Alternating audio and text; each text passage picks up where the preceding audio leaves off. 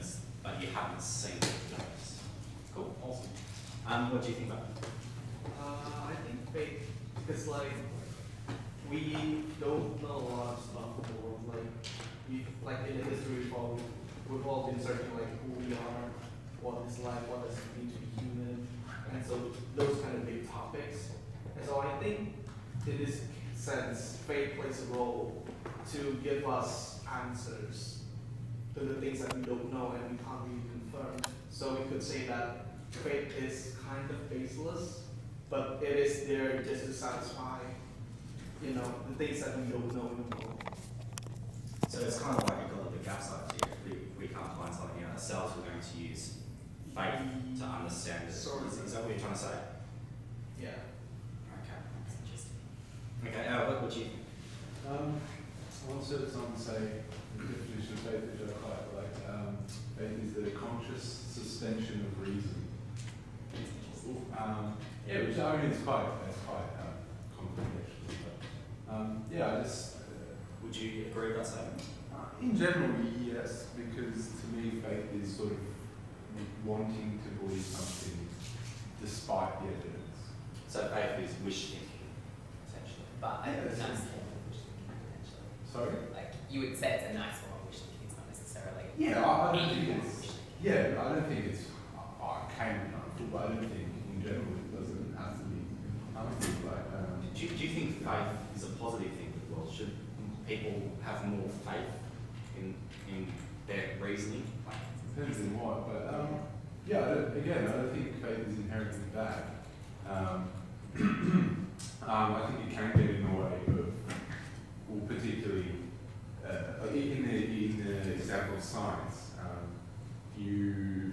when testing for something, you're, I guess, the default scientist will not expect any result, and if they were hoping for a specific result, then I think that would be sort of a faith-based experiment, which just doesn't happen. I mean, so you don't expect you're doing experiments to find a result, Yeah. and not hoping for any sort of particular result. Do you think most scientists don't hope that they find Oh, a cure for cancer? sure, but it's not.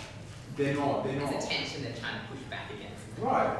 But I don't think, and I'm sure some scientists have done this, but they're not skewing the facts. They're not sort of tweaking their experiment to get the required result. Well, an honest scientist should, I think, ideal. But So the danger effect in that context would be it would intrinsically lead to a smooth result. yeah, It's just saying, oh, it must.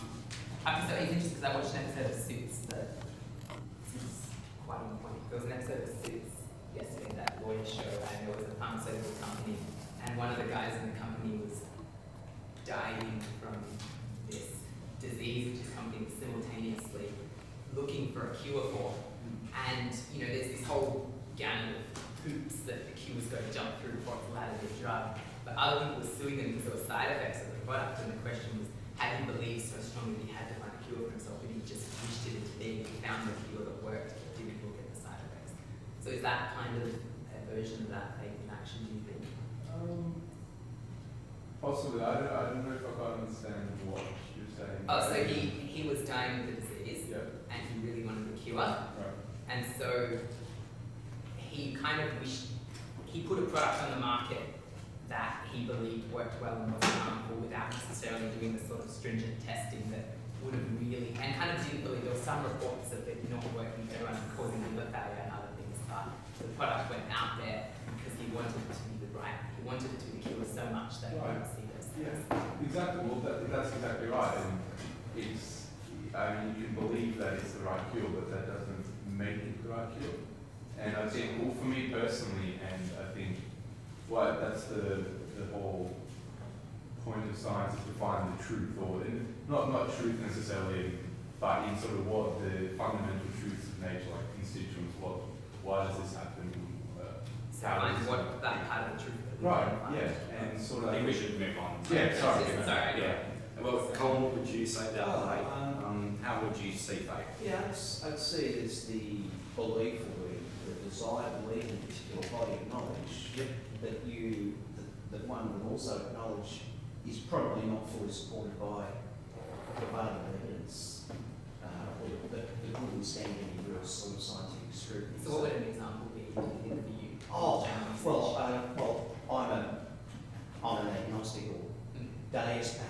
at a pinch, I don't share any Christian faith in, well, I don't know what you want to example like death or that Jesus was the Son of God. Do you think that kind of faith plays a role in places that aren't explicitly religious? So something, you know, that we can all share some quick common ground on, like sports teams. I don't know. Oh, well, yeah, I don't know. I mean, yes, certainly we take some things on faith, but I think for a lot of us, there's an underpinning body of knowledge that said, well, I don't necessarily understand the maths that holds that bridge up, but I've got faith in those people that did do it. So I'm using that word a little loosely there, perhaps. So you've got me there. No, I'll be interested in that in a bit, because it's the. I have confidence that it's an English word. There's not so much English faith, I have word, confidence there. Yeah. So faith is probably the wrong word for me to use. Confidence that you will help that it will not go to Awesome. What do you think? I believe that faith is just the belief that you witnessed something, that you tried, that you experienced. It developed to be a faith afterwards. But So is it a noun then as like, oh sorry, okay, go ahead. So it's a personal subjective experience that you believe. no, it's belief that you witnessed, that you experienced in front of you, that you sensed, and it developed to be a faith. Not So necessarily. the experience element's really important to that. Oh, yes. So Otherwise, it's not just it's a just- belief, oh, there's a planet out there. It's something Yeah, you have very to see, closely you have to connected see to this yourself. planet in order to have faith in life, for example. But is it only specifically that you can see it or you can feel it? It's not like you can either think about it logically as long as it makes sense to you. In this belief, again, you start with belief and you end with faith. Alright? That'd be cool. So you believe in something, this belief, like you've seen it, you've sensed it, you've thought about it, you have thought about it to a level that it changed into faith. Alright? That's why it's a bit hard for us to kind of differentiate between belief and faith. But faith is just a developed belief. And is it developed in terms of its your life being based around it, or feels the certainty of it, or No. You've kind of, for example, I'm going to tell you now about the yellow color. I'm going to tell you this and that. You have to believe that there is the yellow color. Once you see it, you have faith in it. yeah, so it's like But- tangibly. Yes, but it's not in order for the belief to develop and become a faith, it's not only depending on your senses, but also on your logical It's things. the connection between how they work together around that. Yeah. It's interesting, yeah. Keep chatting about that. I think the thing with me is that there really isn't like anything that goes on in my brain that the word faith would come to mind for. Like, I'm perfectly willing to admit that I have biases and logical fallacies and beliefs that are unfounded. And like you were mentioning science before, and there's a disturbing number of scientific studies where like the experiment will be set up in such a way that it seeks to confirm what the person finds out. And there's also a bizarre number where like the person will conclude something in the abstract that completely contradicts their own data. It's really bizarre. But the thing is, like with all of that, none of that, like the word faith never really comes to mind for me with all that. So when I think about there are two main meanings of faith that I can think of in common parlance. One would be in the context of religion. The other is sort of having faith in someone, like a friend or something. So I what do you, guess. how do you think the religion will function for you? I had like a bit that followed this and I've forgotten it. So It's okay. I think that sporting team analogy was quite good. That you said like as a sort of example of faith. So your footy team could have lost every single game for the last 5 years. But I mean, I guess some people switch teams. So if you're a lawyer, you'll sort of we're going to win this week, or you believe that you could win, despite overwhelming evidence and So yeah, I don't think it's not a bad thing, but it's just something that humans do for their There's own belief that you want them to be Yes, right. exactly. You want that to be true. Yeah, you want that. So the evidence says they're not going to be. Yes. You applying the label of faith to the idea of a belief that you want to happen, but seems unlikely due to the evidence. Is that So it's a wish. Yeah, in a general sense, yes.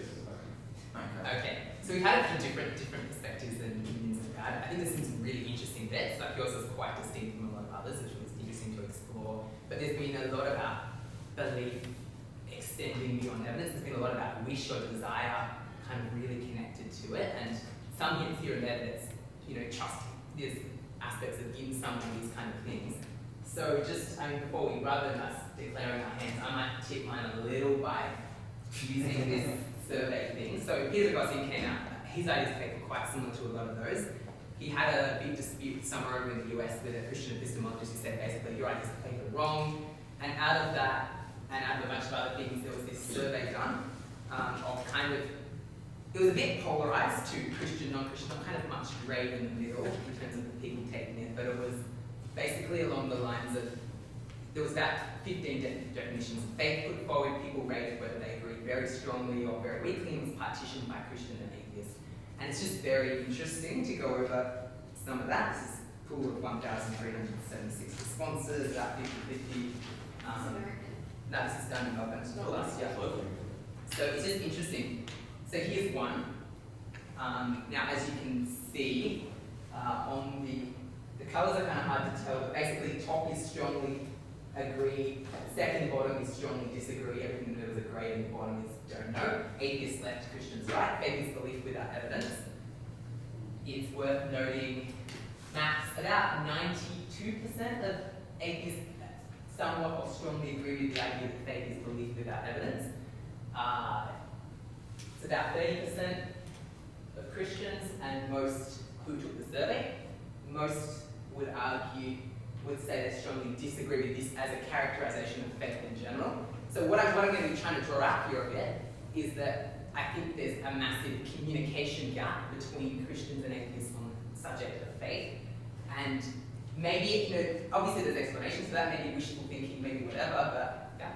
Yeah, I think something like a survey like this is quite an indictment on the atheists for not having understood what this term faith really means to the believer. Like to have over 90% there basically agreeing with the statement, and over here having 54.6% saying strongly disagree. Yeah, as you said, there's a communication. I mean, it might be a communication gap in the survey and the intentions in all kinds of places. Yeah, but it's really, it's burdened on the atheists to make sure they're using the faith term correctly, since it is a religious term. I mean, it's not just this is the thing, I don't think it has religious dimensions, and I think there's a really important difference between the religious understanding of faith as it works in religion, but I think the word itself isn't a religious word. So just to go over a couple others. I think you'd get a fairly different result if you asked, say, the atheists, what's the meaning of faith in the minds of Christians? Yeah. Yeah, so that's a really good question, because this is how we understand, this is what Christians think faith means, but this is what we really think it means, and that's definitely worth pursuing. And just to keep that in mind as we look at some others, here's one that Christians really liked. It's about 96%. Faith is trusting, holding to, and acting on what one has good reason to believe is true in the face of difficulties. So it's worth taking seriously. This is what Christians generally are very happy agreeing with. Somewhat agreeing, or mostly agreeing with, at least Christian survey. There was a lot of places, some intellectuals, some just local churches, that kind of thing, when they're talking about faith. And this one here, it's divided, but it's about 50-50. It's completely all over the shop what this definition looks like. This is kind of what I was going to finish with before I forgot before. I think faith, as it's used, is like a belief that you use as a basis for other actions or beliefs or this sort of thing. I think this is kind of similar to what I was thinking. So I'm gonna hold to this as fairly structurally close to what I think about faith everywhere in life. I think there's some religious dimensions that add on top of it, but I'm going to talk about that a bit more. Just one final one, and there's I have survey results. I don't want to look at the nitty-gritty and all the things I left out, which are interesting. Faith is pretending to know things you don't know. I think this is an aberration in the survey actually, because basically, this is Peter Boghossian coming, this is his definition, there's a debate happening. Of course, the Christians are going to bounce back against that, but nobody wants. Yeah, what can I say? I'm really concerned about the 1.7%. I think you need to have a chat to that. So, said there. Given the number of people, that's probably 2. They've got a bit of child activities. But maybe, I mean, there are positions like videos and other things that some people might hold. Maybe they do think that, and that's great. Maybe, I don't know why people take a survey, but it's just worth noting. And also, look how high that figure is. It is reasonable. That's one of, and you'll see this in a second. I'm just going to skip past this slide in a second. This is just my quick pull from the news, just to emphasize faith is a word here. Travis Shaw has faith in Andy Ramirez at first base. Quick article about, and what do you talk in the article? He talks about his qualities. This guy's good at this and this kind of thing. He's going to do well and trusting to him. Yeah. Go on. Prime Minister Malcolm Turnbull finds himself in trouble because of his faith in logic. I found that one an interesting title. Coalitions call for an act of faith, and each of these, investors lose faith in oil rally before Canada buys cut output. This is talk about this crash in the stock market because people are no longer. I'm just getting there's this sense of faith out there that seems pretty intuitive that goes. It's just a little beyond, in my opinion, just something that's as simple as belief without evidence. This guy's chatting about the evidence for why he has his faith there. He trusts logic for various reasons, but it may be letting him down. So I'm just going to put it out there that in one sense, some sort of faith can exist. Faith exists either with or without evidence. You can have blind faith or non-blind faith. And you might, a great faith you might think of in that language as something that goes miles beyond the evidence. But my question is it even the right question? So here's the last one. The survey I've arranged atheist agreement to non-agreement in the blue, and it's interesting to note that it's almost, to do it again, here's my correlation. Percentage Christian approval, percentage atheist approval. It's a bad correlation, but it goes up to 0.545 if you ditch the Ghostians. Basically, you could almost say the better, obviously if you do a stupid definition, but as far as real definitions, the more likely a Christian's going to like it, the less likely an atheist is going to like it. And that's kind of my end of my section there. So, chatting about it, James. Thoughts? Yeah, so I think these data clearly illustrate an equivocation. Yeah, I'll leave it on that one. An equivocation between how atheists and Christians use the term faith. And related to that is going to be the issue of the epistemological warrant associated with faith, that whether it's legitimate to have faith in something or whether it's not. Clearly, if you accept Goshen's definition, it's not going to be legitimate. Most people are going to say it's not legitimate to pretend to know things that you don't really know. Right? So if that's what faith is, then we would have to say that we should get rid of faith from our discourse. But the issue is that it seems that in everyday life and in terms of Christians, faith, well, in religious discourse, that's not how they're using the term. James, do you think faith is something that should be commended, that should be looked up upon, or is it something you would see it in the same eyes as? Well, that's the issue, right? So it depends. We can't answer that question without adopting an understanding of what we're talking about when we talk about faith. So from my perspective, faith isn't something that's limited. Faith is something that's like air. It's something you basically have to exist. Sorry, it's like air because faith is like air because you need it to exist. From my perspective, faith isn't belief. I think it's closely connected. It isn't hope. It isn't any of these things. I see it, and I understand. Like again, the word has a semantic range in English that's rather broad, and there are special religious extensions to it because the concept's a theological concept as well. But I see it as the example that Tim agrees in his discussion with Peter Boghossian, in terms of a very normal functional definition of faith, which is this idea of belief, trust, and reliance in something or someone in the face of difficulties, is going skydiving. So basically, I know it captures the intuition. That's all. No, it's not. That's all. How is it? I might hope, okay, I get in a plane, I'm in the air, I'm wearing a parachute that someone made, and I'm about to step out into midair, take a leap of faith, that kind of thing. Maybe it's not the word, but hope is me saying, I am hopeful that I'm not going to die when I step out of this plane, right? I'm cool, the parachute is gonna open. Exactly, I hope all of these things, right? You don't have faith. But what is The faith? parachute is gonna open. No, you just, I think you do, because yeah. you wouldn't jump out of the plane if you weren't fairly certain that. Confidence, I think. Yes. Okay. I mean, you're confident that it's gonna open because you've tried it before. Yeah. Or I you've No, this is different. See, this is you're moving now because hope is me wishing something. Or wishing or being hope. I can be hopeful, which is I've got some confidence there, that kind of thing. I see faith as an action-based, intensive kind of thing. Faith for me is the step out of the plane. It's an action on something that I believe and I hope in, but for me, it's not a contradiction to say that my confidence in the company and all these other things, I know that statistical success ratios, it's 0.0001, whatever it is, percent of people parachutes aren't going to open. I know the company, I know these things, I have these grounds for my belief that I'm not going to jump out. I certainly don't want to, I certainly hope that I'm not going to jump out, but actually stepping out of the plane is, for me, what the role of, an analogy for the role of that particular understanding of faith in life. So the analogy in the plane is stepping out, and the stronger my beliefs and my evidence for it, the more legitimate that, the more well-placed that faith is when I step out and placing the faith in these things. And obviously if I jump before and that kind of thing, then it becomes very tangible as well, and that connects to that idea. So, Moshe, you think faith can be variously poorly grounded or well grounded or somewhere in between? Founded in something that's legitimate? From that minimalistic understanding, yes. From your understanding, that's what I'm saying. So, I agree with that. I think we can have faith in anything, and it depends on, are you justifying that? But I think part of faith involves some sort of action, potentially, and intuitive understanding is a bit of a stake in that. Yes. I think faith, where it could be good to look at it like you've got a certain amount of confidence in, like say 89% that something's going to turn out right and everything, and you hope it will turn out right. But to take the step of actually, rolling that dice and seeing how it goes and stepping out the plane is an action of faith. It's like pushing it towards 100%. I don't know whether it's going to come out. But it doesn't intrinsically change your belief levels or other such things. You could still, you could walk out of it, you could barely hope, no, you could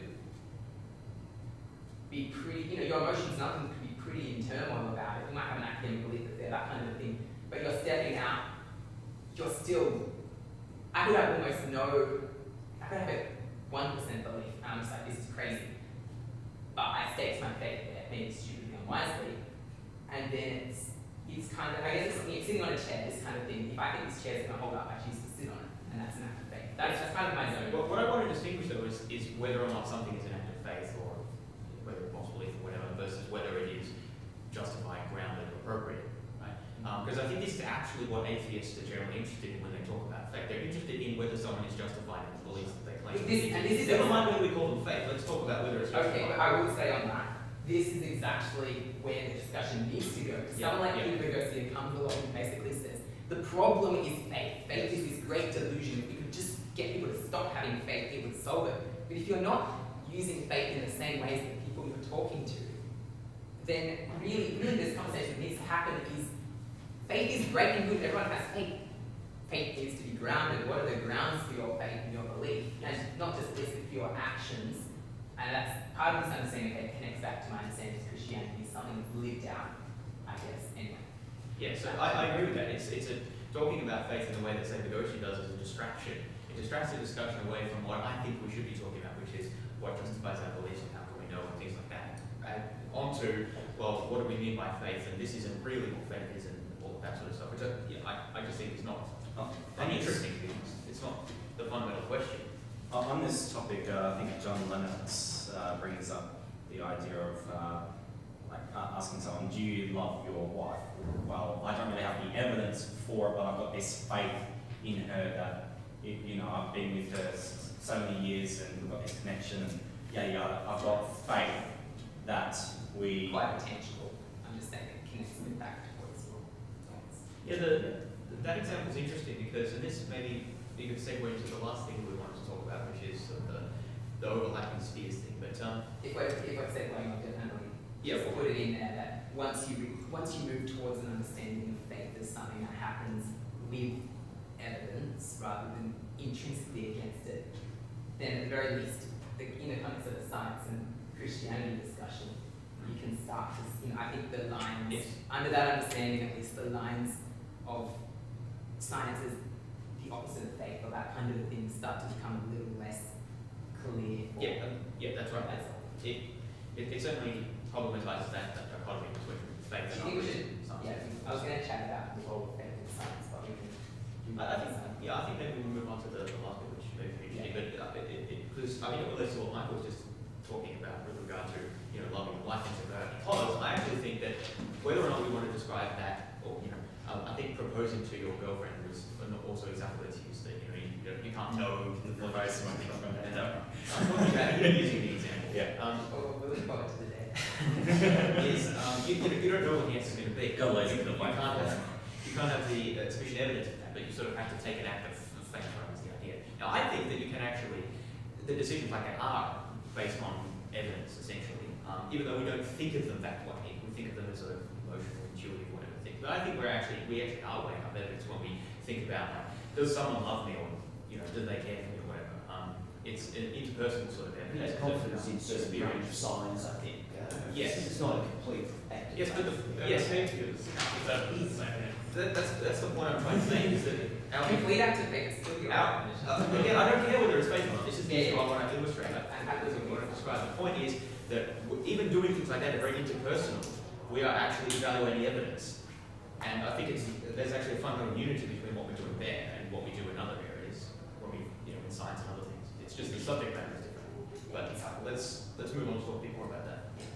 So, I might need my slides, I don't remember what I was going to say, so I'll just discover it and then try and justify it retrospectively. Oh, that's a scientific method. I'm glad Leo wasn't here for this, he would probably have statistics questions. There we go, you can answer them.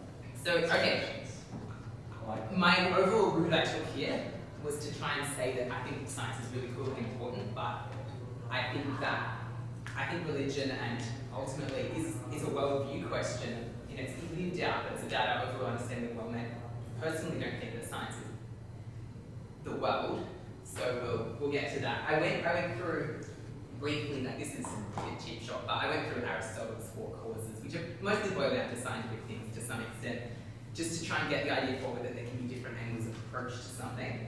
Why is the kettle boiling? Material cause, what is it made of, what is hot water leaves in there? How did it come into being? Kettle boiled it. Formal, what is it to be? It's tea. That's where we're going with that. What is it for? Drinking, imposed on us, obviously. And I'm arguing these kind of causes, as you put it, they're not necessarily causes in the sense you guys understand, all work together.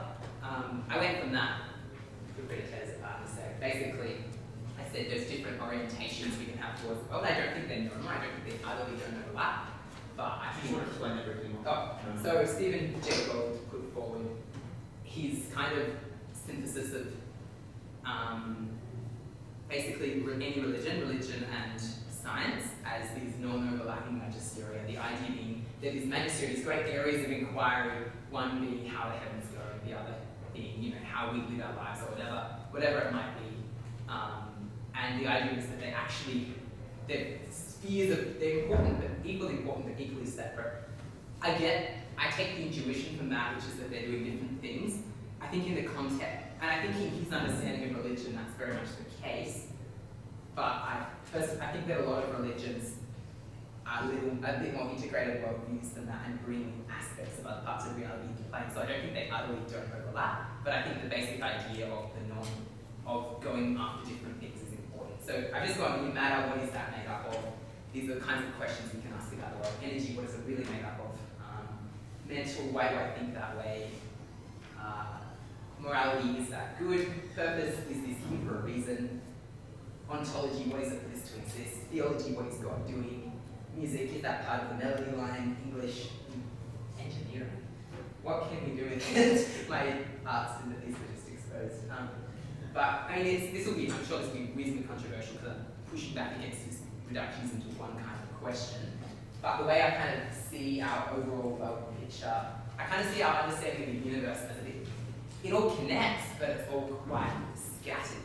You've got, the universe, there's philosophy inside and outside the universe, there's our sciences, genetics, chemistry, physics, they interact on the edges, that people talk to each other, psychology connects back to history, all of these kind of things, they're all overlapping, all separate to some extent, and we use similar but different methods of inquiry within all of them. And I've got down the bottom in grey hidden as God, as kind of the great question, the great unknown running through. And this is kind of my idea of the, yes? Yeah, I might just ask the audience, how many people here would subscribe to the idea of NOMA, so non-overlapping magisteria, that science and theology are two different sets that talk about two different things and can't at all come into conflict with each other? One answers the question of like, why should we do this, what's the purpose, etc., while science just looks at how something is done, how we can build the atomic bomb, but then something like theology or philosophy says what should be done since we have created it. So who here would subscribe to there being no conflict at all? No conflict at all. The issue is overlap, so you'll notice No that in overlap. Moshe's diagram, theology overlaps at least in part with the sciences, that is, they deal with at least some subject matter in common. NOMA is the position that there is no intersection like that they address completely separate spheres or questions. So to answer your question, I don't think there is conflict, but I do think that they overlap. Yes. So, Okay, cool. Yeah. What does everyone else think? Bit of overlap? How does that overlap? Yeah. So are they trying to answer some of the same questions, or are they? I think Do you think theology? fundamentally, theology, religion, whatever, is more why, purpose and why, whereas science is like how, what. No, sorry. Stop that. I mean, yeah. So theology is like why are we here, what's our purpose, whereas science is like the mechanisms. How does this work? How does that work? Yeah. So you would agree that science can't really tell us Right. anything about why we should do something, or I would, but I think a lot of people wouldn't like that. That's how when you sort of, I don't know, can handle the science of creation and that sort of thing. I think that's when that gets very grey. But I don't know. I don't subscribe to his.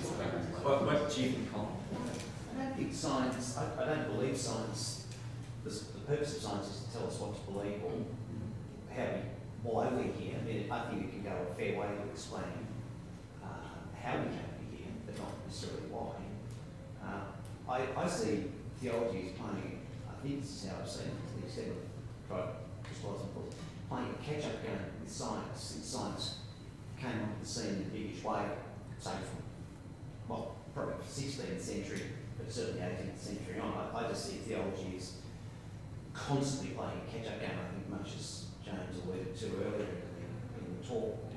It's always having to come up with some explanation or justification for a new discovery of science, or science has broken some new ground. Theology has now got the task of trying to justify it or explain it away in terms of, in Christian faith anyway. So do you think the sciences and theology are trying to answer some of the same questions here? No, Is that what you mean by the catch-up? I feel by default they are, but I don't think that's science. I mean, science is just a way of doing things. Yeah. To me, it's not a body of knowledge or an approach as such. It's a way of doing things. And as problems present themselves, science will either take them on or not, and then will come up with an answer or not. And then that's when theology may be forced to react if it's an issue if it's an issue that impinges on Christian thought or theology. I see them as being quite separate, really. I mean, there is some overlap, but I don't think they're about the same. So Moshe, one of the reasons we're discussing this, right, is because people, particularly people like Peter Goshen, even Dawkins and others, they want to contrast faith and Christianity on the one side and science and reason on the other. And say choose one or the other. Well, yes, and they want to say that one is sort of epistemologically reliable, it's how we come to knowledge about the way the world is, and the other one is not, and so we should ditch it. Now, we talked about the degree to which they might interact and overlap in various ways, or they may not be compatible. But this specific issue as to whether there are, the specific issue we're discussing here is whether there might be reliable ways of knowing, approaches to finding out about the world that are not scientific. Now, according to this diagram, there obviously are, because there are all these other things that exist. Yeah. It'd be worth noting when it comes to NOMA and that kind of thing. I'm very much not saying that, I think with ethics and some things that there aren't areas that are completely distinct fields of inquiry. These are more conceptualized as, in my mind, as disciplines or areas of our study rather than pure kind of epistemic categories out there in the world. Well, that's interesting, because that's not how I understood this diagram. Because obviously, I our think disciplinary practices are, you know, segmented, there's no question about that. But the question is whether there is a sort of an ontological or an underlying reason why they're distinct like that, other than sort of for convenience. Well, I think there's epistemic. Is there a fundamental difference between, say, morality and, you know, chemistry, such that they need to be investigated by very different means? Yeah. Yes. So that's not just a question about disciplinary specialization. No, it's not. I mean, it just, that's what my overlaps are doing a lot of that, is to emphasize that a lot of these things, a lot of the overlaps are often, you know, areas of disciplines often have areas of intersection. Oh, yes. They ask, disciplines themselves ask many different questions inside. Yeah, absolutely. But I'm not really interested in the disciplines about what they, I'm more interested in the sort of underlying questions to what means should we be following. So basically I'm claiming that there are multiple ways of knowing, I guess, as it were, about the world, about the totality of the world around us, and some areas of thought. I'm not saying there's 10 logics or something, but, you know, some areas of thought are more usefully, you know, what I'm basically saying is you can't just draw a bound around the sciences as our disciplinary understandings are now and say, well, this is the way of knowing, some sort of reduction. If it's not done through a scientific process, it's not done at all. And the reason that's important is because people like the groups can criticize it and say, well, you know, that's not a scientific belief, or they can't be substantiated by scientific evidence. Therefore, we should ditch it. And that's exactly what I'm saying. That kind of scientism that drags a circle of reality around some experimental labs and that kind of thing and says, this is what can be known. I mean, sure, that's a good way of knowing, but there's kind of questions that way that we may have access to through other ways of knowing, but that way of knowing Exactly. The questions about the legitimacy of those other ways of knowing. Yes, and that's precisely what I wanted to discuss. Sorry, I've seen you like nodding your head a bit and stuff. Yeah. Do you want to respond? It's just about the science and theology. Do they answer the same question? Yeah. I think there is not even 0.0% overlapping between theologies. And what do you mean by that? They, like, science deals with the how, with the when, with the where, with the how much, how long. Yeah. But science cannot deal with the why. Okay. Cannot deal, like, it's the when the thing comes into the question why, alright, science cannot answer. Science stands So there's no overlap that way. I guess the question. nothing, no overlap, not even one. But there's a distinction between saying that science and theology don't overlap and that science and religion do. Science and religion? Of course not. Of course not. Of course, like zero, like nothing. They have no relationship. So I think disagreement here might be on Moshe mentioned like the historical platform that Christianity has and that it has a place in history. Or certain events, certain things. So that's Would you still think that there's no overlap for something like Christianity, which has, you know, science can take a look at some of these events that occurred? Some versions. The thing is, it's because we create or we have the need to answer the question why we created something called theology. It's just like a table and a chair. Alright? Like I'm not supposed to buy a chair in order to buy a table. They have no kind of relation here. It's just because we needed to ask the question why theology and philosophy. So what do you think about the legitimacy of that answer? Like, is that something that's a good pursuit of humanity compatible with the pursuit of the sciences, that kind of thing? What do you mean? Does theology provide answers to those questions? Which those questions of meaning and why do you? Of course, yes, it does. Because science does not. Yeah, well, I guess that doesn't follow the fact that science doesn't provide the answers. It doesn't entail that theology will. Right? People like Boghossian want to say, maybe they want to say science doesn't provide those answers, but theology sure doesn't. And if science can't, this is the position of scientism. If science can't answer a question, nothing can. Is that your position? No. Yes. Okay. It is. Science cannot answer The question is why. I disagree. Psychology. Why. Give me one example where science answers the question why. Well, Psychology. go. Psychology, the number of times that we go, okay, so we've got this, so why does it do it? You see there, they put psychology kind of out. I just of So is psychology a science? Yeah. Okay, do you want to? Like, is psychology a science? What definition of why as a Yeah, question because are I we think using that there? we do use why.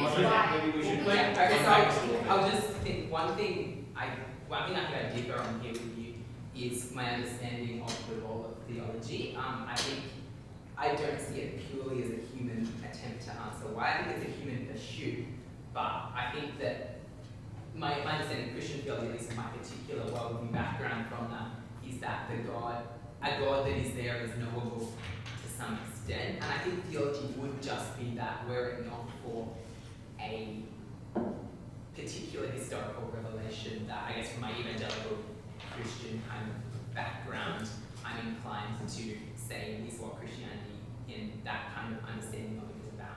Whereas, from a different perspective, where it is just an expression, a kind of a human theology philosophy of what we in the world are like in the why question, and that would make sense. But I don't think that my perspective would allow it to be a completely disconnected category. Yes, but I understand there can be differences. you also want to say, Moshe, that theology provides, like some theologies provide legitimate, true answers to questions that we would ask about why we're hearing it. Yeah, I mean, probably maintain theology provides true answers in some sense. But yeah, I do want to maintain that. Yeah.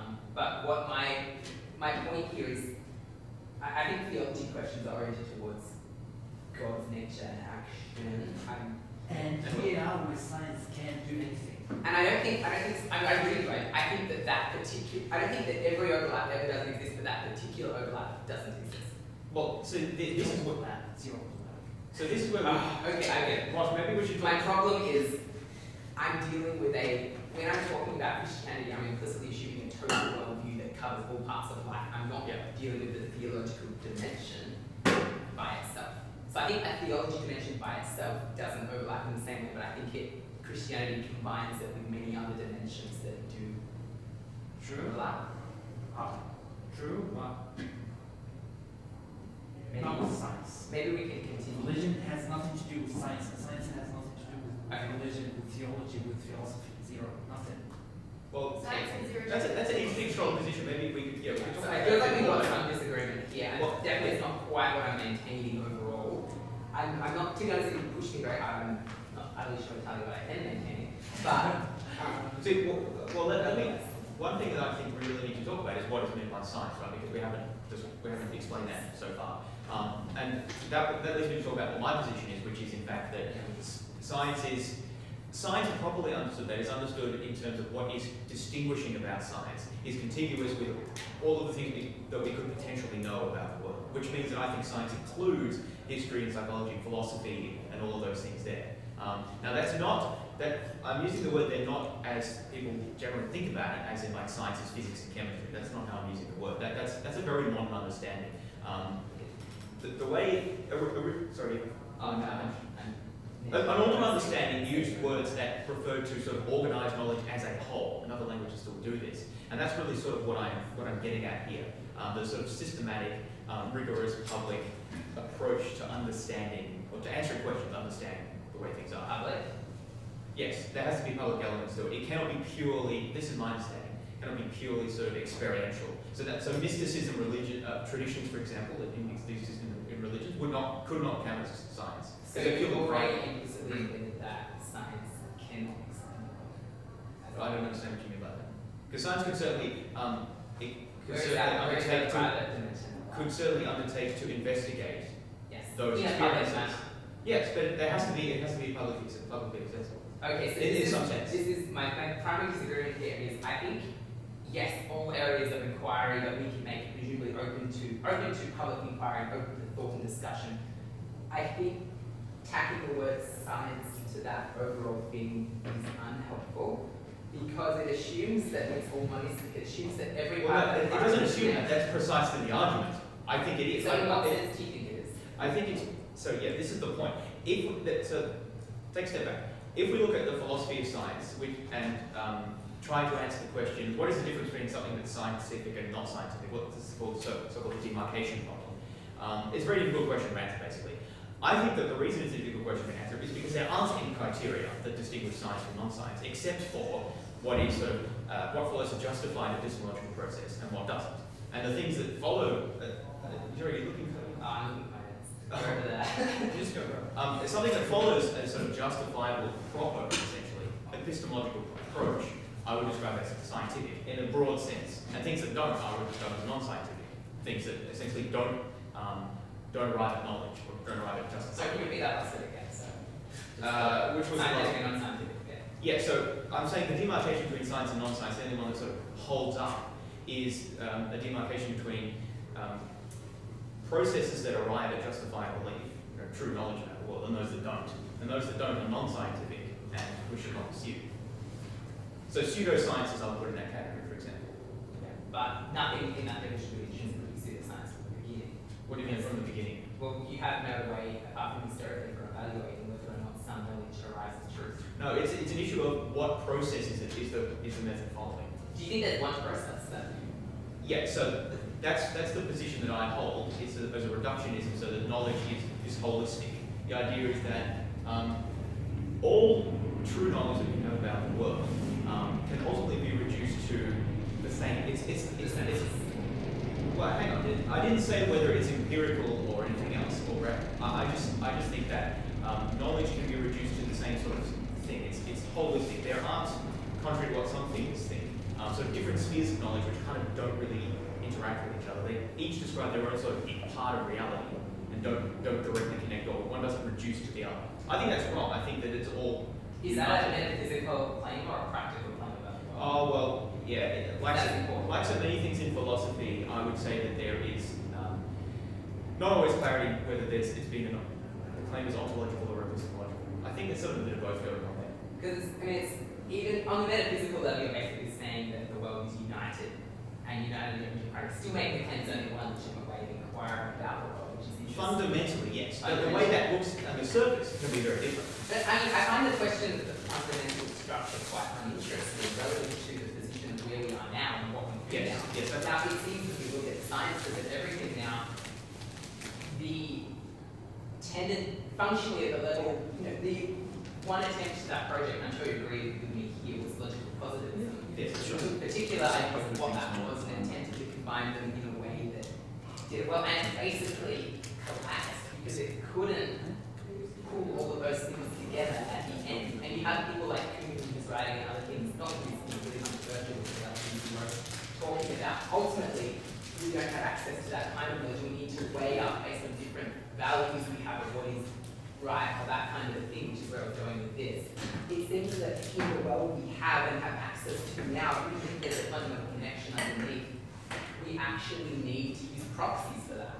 Different areas of our, different scientific disciplines don't have adequate communication with each other and cannot even talk to each other in a way that enables that. Yeah, so this is because science is incomplete.